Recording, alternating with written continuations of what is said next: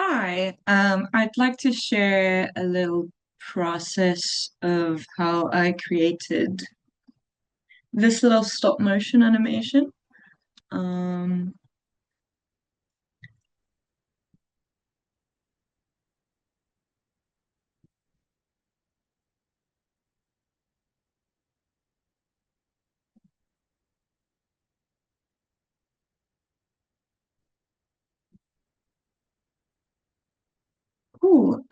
so basically it evolves from a dream, but using a writing technique called automative automatic writing, automatism, a surrealistic approach to writing where you just free flow, a flow of consciousness that would also work, and then creating a story out of that for like 10 minutes, specifically also very helpful with journaling, stuff like that.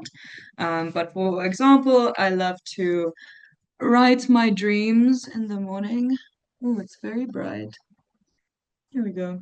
I love to write my dreams. Here's some examples. So this is the story and how it evolved into that stop motion, having an interesting dream. And so first step is to write a synopsis, a very short sentence of your story, a few lines underlining anything that you can see in it. Um, So visual elements, any objects, any animals, any creatures or people and characters, and then starting to organize them in your storyboards, placing them in short, small little boxes. So here I have two people riding away on a motorbike, and then two figures. And this dream is basically based off me and my brother and some pent-up emotion there. And then after that, basically, you'll need a something to place your paper on.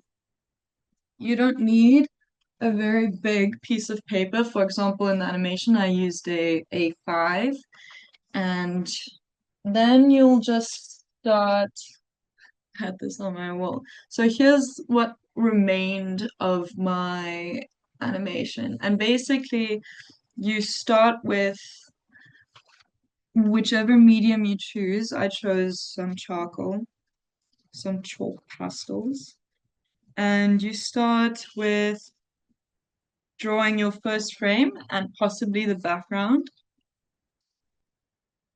So let me draw a face, for example. Say my story is about the strange witch.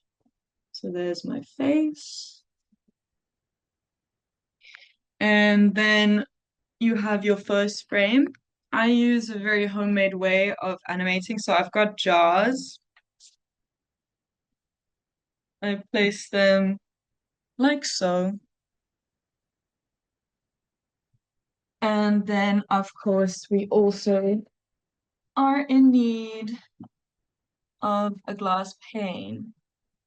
So from here, you basically stick sellotape so your phone can stay on the exact same spot throughout, and then install a software called Stopmotion on your phone. And with every frame and drawing that you make, you'll press click to take the photo and then start erasing from here it into a new frame. You can also take other other paper and make individual drawings on separate pieces of paper. But for this specific technique, I recommend using the same paper and seeing this illusion of movement as you draw a new frame. So for example, we can still see here the previous frame and we're able to draw the new frame on top of it. And then it'll be placed and photographed on our software in such a way that the illusion of motion is created, and we see these drawings following shortly after each other, turning into an animation like I showed at the start of this video.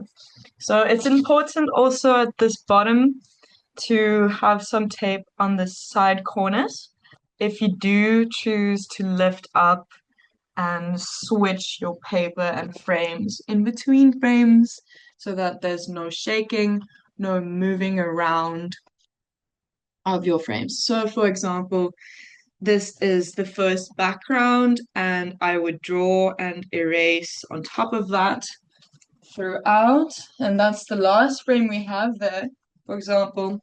And this is what's left of the last piece, also of the stop motion. You end up with a artwork, but I find it very, very intriguing and very fascinating to how, you're creating something, but it is never to be found again.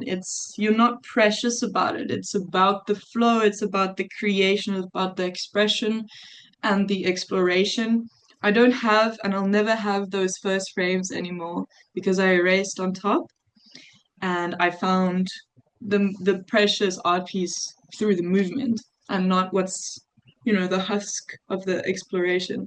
This is evidence that it happened, but it's not the main idea, not the main project. And then here, for example, I have a bit of a tester piece where I just explored with some charcoal, different colors, seeing how it feels to rub the pigment on the paper and how it feels to mix different areas in, and just seeing if I can rub out with my finger. And yeah, you're also able to add water to it, things like that. But this is a technique I very much enjoy and would like to teach. Yeah, I'm all for finding your niche within mediums and finding DIY homemade ways to do it wherever you are.